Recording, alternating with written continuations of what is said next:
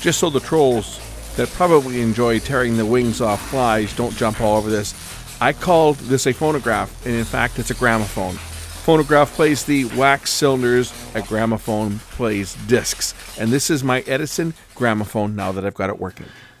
A couple of weeks ago when I showed you guys my Edison record player that plays Edison format records, which are vertically modulated, I was explaining how the reproducer works. This one being for vertically modulated records so that the needle moves up and down, and this one's a diamond, so it's for the diamond discs, which was a format that was exclusive to Edison. Edison made the record players, Edison made the records, and the musical catalog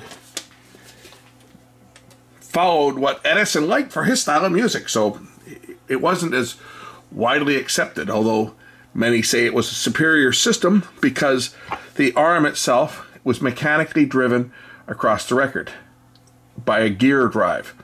So there was no force put on the actual record groove to move the stylus. And it's being a diamond stylus, it would last for life. It would never wear out. The Victor Talking Machine Company, which was RCA Victor, went with a lateral modulated groove as opposed to a vertical, and it used a groove that moved back and forth as opposed to up and down, and had a completely different player. Not to be outdone, the old Edison machines, which are actually much rarer because they only made them for a few years. Think of the Edison record player like the Betamax of phonographs. It was a better system, but it ultimately lost out to the less expensive system that RCA was making.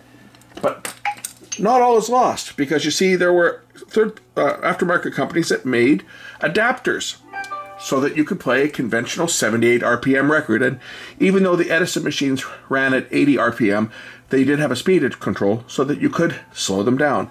This is the adapter. What it does is it goes in place of the feed, and it has a swivel on it. So instead of engaging the mechanical drive that moves the arm across, you leave it disengaged, you place this on the record, and it follows the groove. What we're going to do is we're going to see if we can get this thing to work.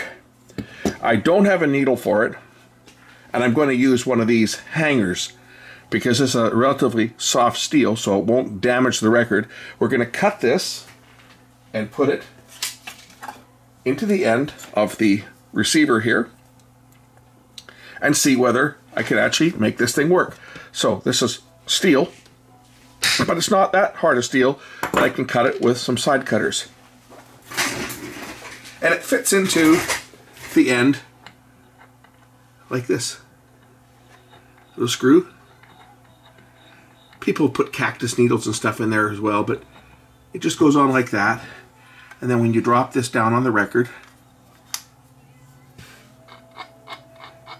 groove vibrates the diaphragm here in the reproducer. The sound goes out, plays through the horn. Let's take this inside. I'm going to take the other camera in, and we're going to play a 78 on my vintage Edison record player. Let's go do it. So here's the old unit. Now normally when you play an Edison type record, you would move the arm into position and lower the stylus down onto the record. We're not going to use this handle. In fact, we'll kind of set it in the middle and let the pivot take over. But what we want to do first is we need to remove, I've obviously put the Edison pickup back on. We're going to take the Edison pickup off by just turning and pulling. And we're going to put the aftermarket pickup on. And it just plugs in just like that. And it's secured like before. And now this can pivot and play the record.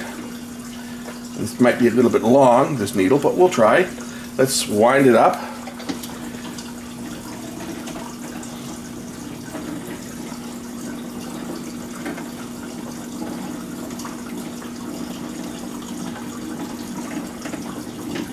Okay, and now we'll start the record spinning. And then I just place the needle onto the record like you would. any conventional 78.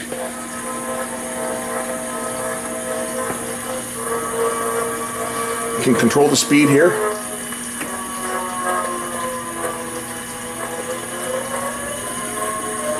I believe this is a vertically, because I played this record on the other cartridge and it was loud.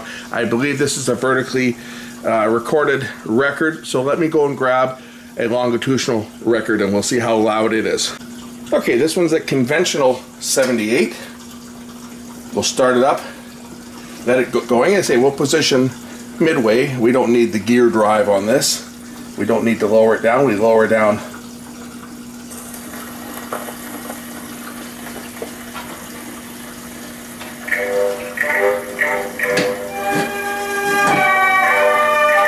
Sounds a little better.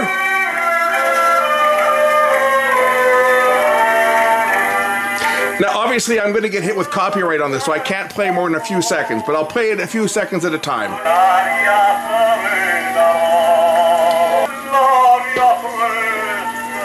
Speed control back here.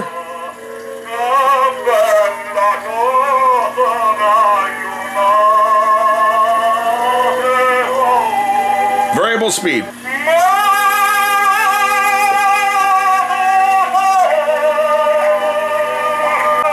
So the volume is controlled, and it's loud. I'm having to shout, but you control the volume by doing that.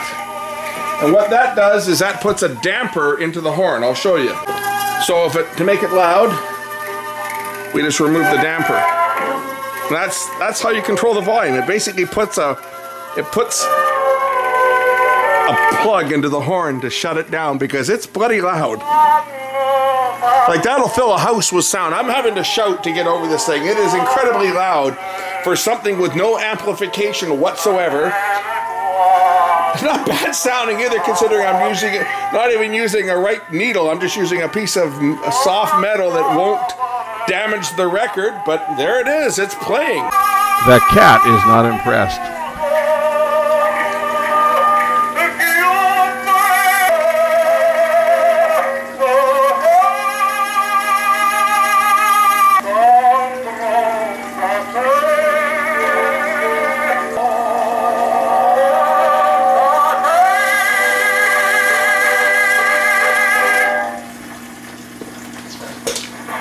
And then it'll just do that forever. Stop it.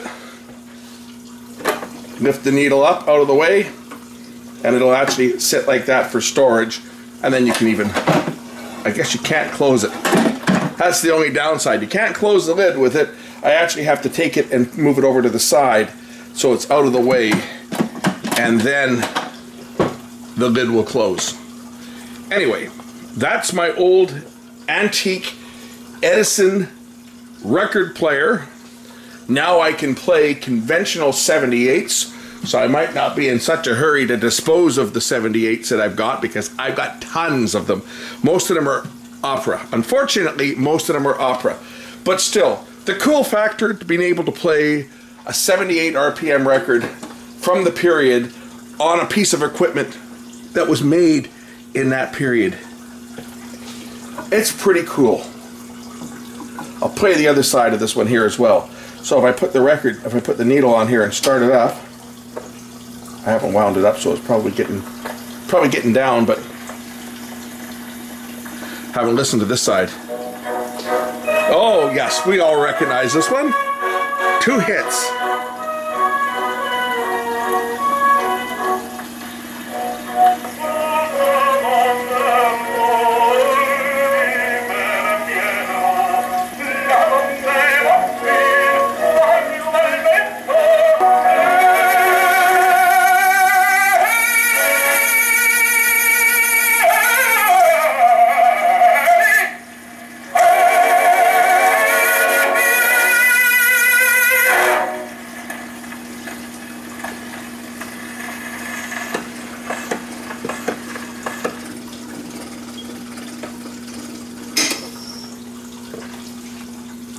Thanks for watching.